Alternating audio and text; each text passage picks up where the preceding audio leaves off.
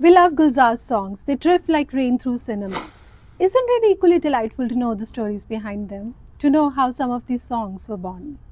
Among the many songs that bear his magical touch, Katra Katra from Ijazat remains unforgettable. कतरा कतरा मिलती है, कतरा कतरा जीने दो, जिंदगी है.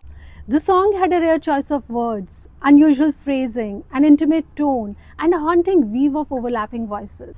When Gulzar Sahab showed the lyrics to Pancham Da, he was baffled. He asked Gulzar, "Have you ever heard a song beginning with such words? They are not musical enough." So Gulzar suggested changing Katra Katra to Boond Boond or Savan Bhado. But soon, Pancham Da realized that these new words didn't really fuse with the mood and rhythm of the song. Gulzar knew that this was a music director who understood the sensitivity of lyrics. And he knew that Pancham Da would be restless till the right tune eluded him. Moving his fingers gracefully on the keyboard, he hummed various tunes till the perfect one came to him. And Katra Katra, beautiful and lustrous, was born. Now when the time for the recording came, Gulzar Sahab insisted on being there, but Pancham Da was not very keen.